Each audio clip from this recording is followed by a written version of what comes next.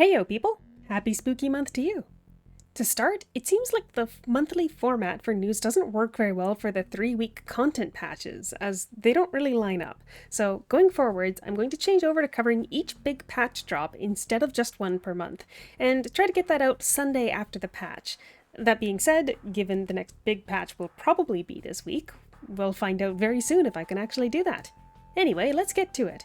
We got 2 presents this October. The first was the Breezy Step on the 17th, which is a 15-day move speed buff. If this is your first time seeing one of these, then there's 2 things to be careful of. You can't store them in your shared warehouse, so take it out on the character you want to use it on. And once they're in your inventory, they will only last 30 days. By that, I mean if you do not activate it within 30 days, it will vanish out of your inventory. Also, if you don't take it out of your item mall cart by November 7th, it will also just be removed, so decide which of your characters you want it on and take advantage of the zoom. The second present is a LP gacha, I suppose you can call it. I've never seen this item before. That was sent out on the 24th. You have a chance to get anywhere from 200 to 50,000 LP from it. I did catch someone in World Chat showing off their jackpot 50,000 LP, but personally I only got 200 on my main account, which I didn't think to record. I'm working on the script before I get the footage, so I'll add in scrubs here. Maybe she's luckier than midday. If you do not take it, it will be removed on November 24th. Okay, here's the quickfire limited time events before we get to any meat. Eileen, with her quest experience buff, is back in Navea and Port Scandia. Half-price crafting for gear level S20 and below is on, and all stat resets price reduction to 1G was extended at the start of the month. The Nightmares, Frost Prison at Frigga Peak, and Lab Prison at Tanglevine Cascades are also up. Chances are these will also end and close at the patch this week, to be replaced with new events and nightmares, so if you do want to run them, get to it. And if you have some main quests to do, I recommend doing it while you have Eileen this week, as I would not be surprised to see her gone after the patch. The Halloween event in Port Scandia was also extended, and they added in a new costume to exchange, the Pumpkinhead. Again, though it's not confirmed, I suspect we should anticipate it being removed this week as well, so don't forget to exchange your pumpkins. Also, the patch day this week may be adjusted earlier depending on the weather conditions. This has happened before, and to my understanding, there is currently a typhoon approaching the X-Legend headquarters, so it's possible that may happen again this week. Moving on, the new Eidolon Aurora was released in the Rainbow Paragon near the beginning of the month, but aside from being very lovely in design, I don't think she's best in slot for anything. She has a lightning skill archive, but her kit doesn't have the full lightning buffing suite that you would want for a main on-field Eidolon, and her stars are damage versus lightning targets and damage taken down, so nothing particularly impressive there either. In the patch on the 17th, we also got a spade of new oddities on the S15 and S20 maps. With some support from my research team, we got those guides knocked out in record time. X-Legend decided that they don't want to have daily achievements for the new ones, and for aesthetic reasons, I like having the oddity complete glow in the guide videos. Normally I get that by using my main account to research and scrub for the video, but with scrub only at S11 it would take me quite a while to get her up there, so my research team was instrumental in getting these done. At present, there are only 3 maps left. If you're wondering about Navea Oddities, there are guides on YouTube made by another player. And I would add that to my playlist as well, but they did separate videos for each oddity, so it would kind of bloat the length. I'll add a link in the description of this video here to that playlist though. Anyway, with my other plans, the last couple of oddities may still take a few weeks to finish. Here's another permanent change. The S1 to S25 solo dungeons are noted as being made easier. By comparing the database with the Wayback Machine, I can see that they've removed the flat stat debuffs for crit, speed, defense, and evasion, so now you only have to deal with the damage and HP percentage debuffs. This doesn't apply for the solo challenge modes, mind you, they still have those flat reductions. And, though not noted, you can actually now see the dungeon debuffs in-game listed in your buff bar. This seems to apply for all dungeons that have debuffs. I haven't personally found any exceptions.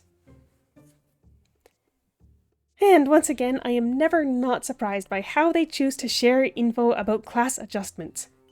Behold. And that's it. This time I was able to get the real intel from Lind in the Discord. Thank you kindly for the detailed list of changes. The Shinobi one is pretty straightforward, so I'll cover it here, but a separate video is gonna be necessary for Brawler. There's just no way I can fit all of that into this script. It literally halved when I took it out. So, for Shinobi, the Shuriken toss defense debuff has been adjusted to percent reduction stacks instead of flat, which is probably less in early game but a lot more in late game. Maple Star now has a circle AoE around you instead of a line. Shadow Assault does slightly more damage, ditto for the Shadow Warriors follow-up. The 30-minute class buff has had the flat crit and speed stats increased, plus 10% crit and speed on top, with Shinobi mains getting an additional 10% crit and 10% speed on top of that. For Shinobi mains, that means you'll have more flat crit, more flat speed, and a total of 20% more crit and 20% more speed. For the Envoy Path node, Ninjutsu Flee, you get more evasion, plus now it buffs your Shuri damage when you evade an attack. It also applies a 10% accuracy debuff to all targets around you if you take a critical hit. And lastly, the Ninjutsu Smokescreen Envoy node now has a chance to apply 40% accuracy reduction to targets that hit you. For a super light touch on Brawler here, it has had global cooldown reductions for 3 skills, that's the time after using them that you can't use another skill, increased some of its effect trigger rates, improvements to Sky and Earth charge stacking, more stats added to the 30-minute class buff, the left path has been optimized for fire and physical damage, while the right path has been adjusted to apply storm, dark, and lightning elemental debuffs, with more improved defensive buffs. Like I said, I will do a proper video for Brawler because though it's not got any new animations or skills, it's still pretty significant. And finally, maybe you saw that note about the visual change for Nunchaku and Sheathed? I don't think this is what they mean as the correct Sheathed visual. I'm pretty sure this is the same as before, so if you have any idea what it was supposed to be, please let me know. Anyway, to round out here, X-Legend has held a contest in the Discord for the purposes of adding a player's suggestion for a new Halloween title to the game. The suggestions closed on October 23rd, so with the next maintenance being the last before Halloween, perhaps we shall see the winner this week. I appreciate they're trying to do a little more involvement with the community, and I hope we can see more of that in the future. And then, in the last patch, they also teased that a Halloween letter event will be landing soon.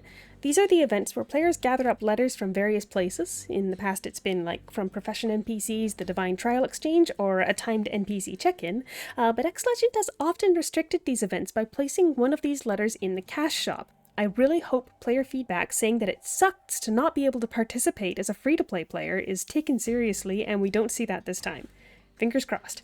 And finally, their last tease is that we should anticipate new Sky Tower floors. If they do this week, I'll see if I can plan a live stream for the first new raid, if I can join on Saturday this week, because actually for the first time in a long time, I have a Saturday off work. Hopefully Transcendent is willing to play host again. And that's it for October. Watch out for the Brawler video coming soon. And if we get a big patch on Halloween, or the day before if the weather situation pans out badly, I will cover that one on its own instead of waiting till the end of November. Thanks for watching, guys, and catch you next time.